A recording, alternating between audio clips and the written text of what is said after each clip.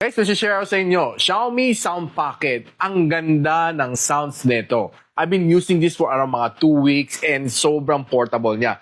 Ang liit niya and it gives me around mga 10 hours of playback time, which is definitely matagal. And another thing na gustong-gusto ko dito sa kanya is that it's IP67 rated. Ang lakas na kanyang sounds, 5 watts ang meron na dito. And the best part niya dito is splash-proof siya. No, so kung naulanan, okay lang. Kung nag-hiking ka, nag-jogging, or what, pag nawisi ka ng ulan, no problem. No? And what's nice dito sa kanya is malakas ang kanyang bass. Now, I did try to play Maroon 5 and nung pinatugtog ko dito, makita mo, yumuyug-yug talaga itong itong nasa ibabaw.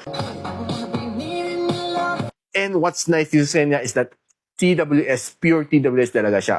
Ang ganda ng tunog niya, it can connect to any phones, be it Android or iOS. Walang problema. And charging port niya is nandito, nakatago. And syempre, naka-sealed siya, no, para hindi mabasa, making it really, really great and portable for outdoor usage. So if you're out there looking for a really nice na speaker na maganda rin ng sounds, perfect pang music jamming, mag-play ka ng mga sounds on Spotify or playing games na naka-loudspeaker or just simply watching a movie, this is definitely a good choice. Si Xiaomi Sound Pocket. Guys, click the yellow basket na lang.